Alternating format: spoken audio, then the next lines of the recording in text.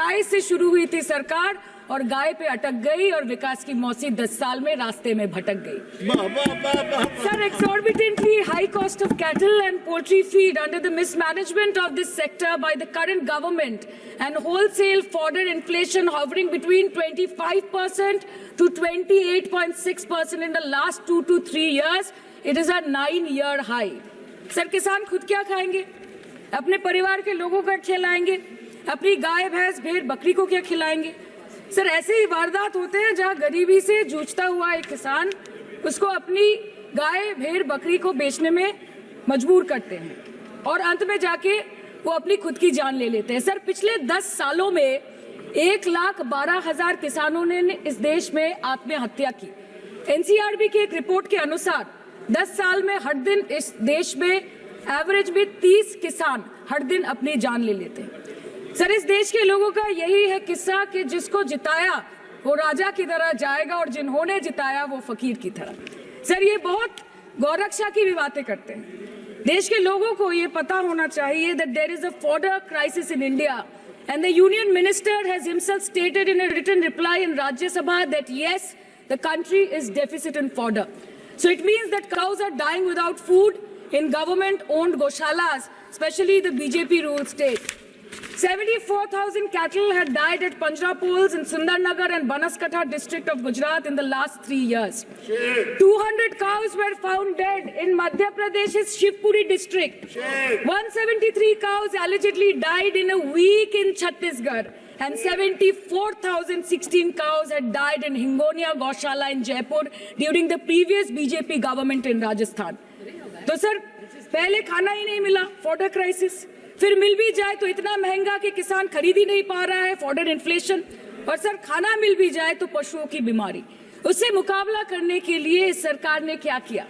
The Parliamentary Standing Committee on Agriculture, Animal Husbandry and Food Processing presented its report which stated that 32.7 lakh cattle were infected by the viral lumpy skin disease across several states and a whopping 2.4 lakh cattle died within months.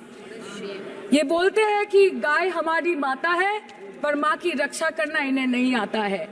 अध्यक्ष महोदय, हम सब जानते हैं कि इस ministry के अंतर्गत डेयरी भी आता है और भारत इस पूरी दुनिया में दूध के उत्पादन में नंबर 1 है, contributing to almost 24.46% of global milk production. But since the government has not been able to bridge the gap between demand and supply, it has successfully turned the country from being the largest producer of milk to an importer of milk. In the last 10 years, due to the stagnation in milk production, the gains of white revolution has been systematically whitewashed. The dairy farmers are forced to throw buckets of milk on the highway protesting against meager remuneration for their produce. And the price of milk, on the other hand, has increased by a massive 55% in the past 10 years. It was rupees 36 per litre in 2014 and now rupees 56 per litre in 2024. When this government came to power, the first thing the milk producing companies regulated by it did was to increase the price of milk by rupees 2 per litre. This was their revenge on the people of India for not providing a majority to the BJP. आम आदमी के दूध, छाछ, लस्सी, दही, पनीर पर 5% की GST, cream, condensed milk, मक्खन, घी पर 12% की जीएसटी और अमीरों के हीरो पर सिर्फ 1.5% की जीएसटी। सरकार उनको रिलीफ नहीं देती है जो विदेश में जाके मिल्क शेक और लाते की चुस्कियां लगाते हैं। ये सरकार उनको रिलीफ नहीं देती जो आम आदमी 2 पैकेट दूध खरीदने से पहले 10 बार सोचता है। सर, बचपन से हम सुनते आए थे कि संडे हो या मंडे रोज खाओ अंडे।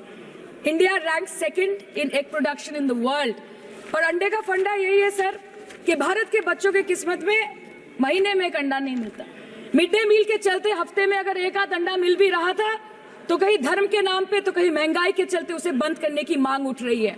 Sir, more than 50% children under the age of 5 suffer from chronic malnutrition in the country and roughly 17% children are underweight, and yet most BJP ruled states do not serve eggs in midday meal scheme. This is the example of Poshan Kal in India. Sir, अंत पे आते हैं मच्छी पे। आप लोगों को ज्यादा पसंद नहीं पर हम क्या करें, हम तो माछे भाते बंगाली है, हमको तो बोलना ही पड़ेगा। And not to forget that 2.8 crore fisher folk are employed directly in catching fish. in the country and millions are employed in the value chain of selling fish and aquaculture. India stands third in the world in the terms of fish production, contributing to 8% of global fish production and ranked second in aquaculture production. The PM talks about blue revolution, but this government has allocated only 0.045% funds out of the total budget for the flagship scheme, Pradhan Mantri Matsya Sampad Yojana. Even after this meager allocation, they did not utilize 39% of the funds, and in 23-24, they did not utilize 24% of the funds allocated. और sir, भले ही सरकार को मणिपुर शब्द से allergy हो, but the fact remains that 1.5 years of lack of governance in the state has led to endangering of the fish species in India's largest freshwater body in Manipur, the Loktak Lake. So the government has to generate employment opportunities, investment in areas such as exports, post-harvest processing, and import substitution. It has to deal with adversities like overfishing, depleting of fish stocks, pollution, disease outbreak, destruction of habitat, and climate change. So my own parliamentary constituency has assembly constituencies like Baruipur, Shonarpur, Bhangor, which are heavily dependent on these sectors for livelihood. Main crops grown are wheat, rice, vegetable, fruit, oilseed, pulses, cotton and jute, and animal husbandry is practiced mostly by women in the self-help groups in the South Chobbish Pargona. They rear a wide range of domestic animals, including cattle, poultry, goat, particularly the black Bengal goat and the Pekin duck. And I take extreme pride in saying that in the last 5 years of the TMC government, the CM Mamata Banerjee has allocated a massive amount of 76,680 crore to agriculture and its allied sectors for their development. The government of West Bengal has achieved remarkable success in implementation of state schemes, namely Bangla Dairy. The state-owned company is providing financial incentive at the rate rupees 11.5 per litre of raw milk directly to the bank accounts of primary dairy farmers through milk unions.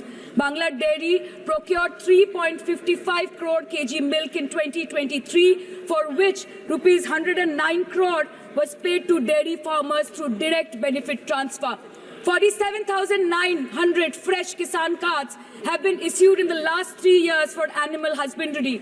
Up to 30th November 2023, rupees 393 crore was sanctioned to marginal animal rearers in the rural areas.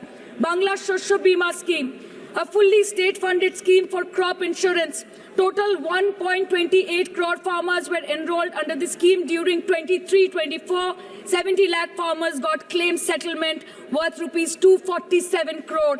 76,049 farmers are getting pension amounting to rupees 1,000 per month under Joy Bangla scheme.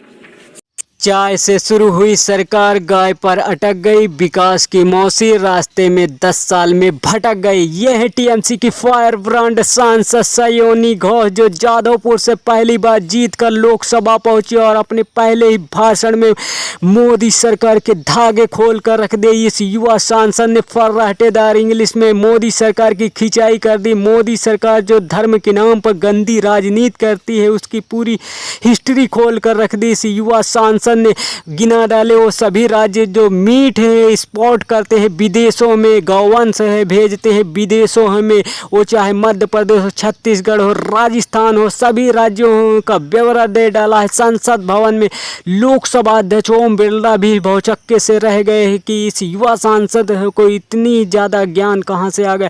युवा सांसद जो सयोनी घोष है, उनको एक नई शास्त्रीय TMC की एक और महिला सांसद हैं महुआ मोइत्रा, भी फर्राटेदार इंग्लिश बोलती हैं, उनको एक नई साथी मिल गई है। किसानों के मुद्दे पर भी मोदी सरकार को लपेट डाला।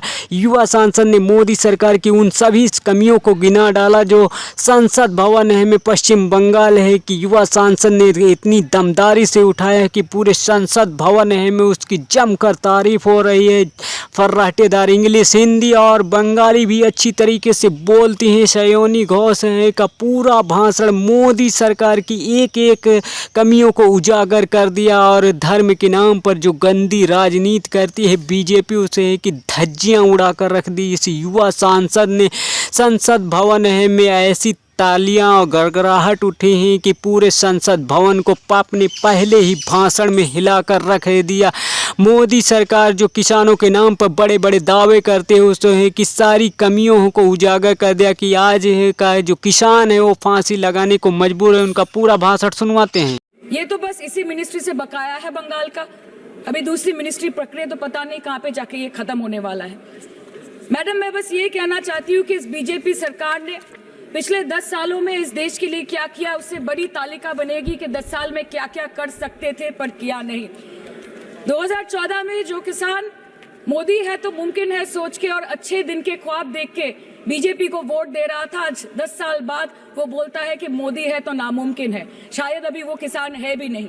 तो इसीलिए मैं बोलना चाहती हूँ कि समय बड़ा महत्वपूर्ण होता है अध्यक्ष महोदय और बड़ा बलवान। बंगाली में हम एक बात बोलते हैं कि समय गेले साधन होबे ना। इसका मतलब यही है कि अगर समय चला गया तो साधना नहीं होगी, अगर भक्त रूठ गए तो आराधना नहीं होगी। और 3 से 303 से 240 के आंकड़े बोलते हैं कि इस बार जो आप चले गए तो दोबारा लौटने की संभावना नहीं होगी।